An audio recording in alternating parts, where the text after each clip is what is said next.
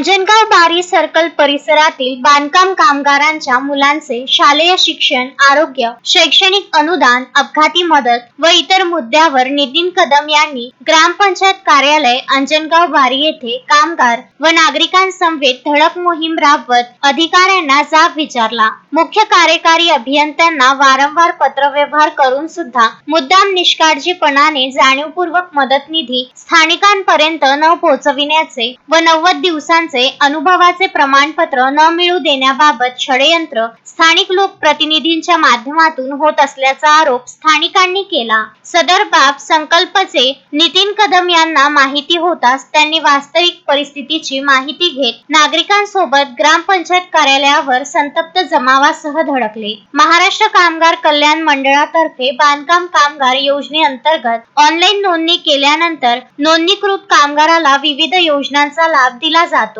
त्यामुळे बांधकाम कामगाराला विविध फायदे मिळण्यास मदत होते। त्याचप्रमाणे कामगाराचा अपघात झाल्यास त्याला अपघात विमा संरक्षण मिळते। कामगार आजारी पडल्यास त्याला वैद्यकीय विमा संरक्षण मिळते। पत्नी गरोदर असल्यास तिला मातृत्व लाभ मिळते। कामगार सेवानिवृत्त झाल्यावर त्याला वृद्धत्वाचा लाभ मिळतो। काम करताना अपघात होऊन कामगाराला स्थायी किंवा अस्थायी अपंगत्व आल्यास लाभ मिळतो। काम करताना अपघातात कामगाराचा मृत्यू झाल्यास त्याला मृत्यू लाभ दिला जातो। कल्याणकारी दृष्टिकोनातून लाभ बघितल्यास यामध्ये कामगार, त्याची पत्नी किंवा पाल्यांना शिक्षण सहाय्य मिळते। कामगाराला त्याच्या पहिल्या विवाहासाठी विवाह सहाय्य मिळते। कामगारांच्या मुलांना त्यांच्या शिक्षणाचा खर्च मिळतो। कामगाराचा मृत्यू झाल्यास त्याच्या अंत्यसंस्कारासाठी खर्च मिळतो। परंतु अंजनगाव बारी सर्कल परिसरात बांधकाम कामगारांना वेगवेगळ्या कंत्राटदारासोबत मजुरी तत्वावर कामाला जावे लागते। करिता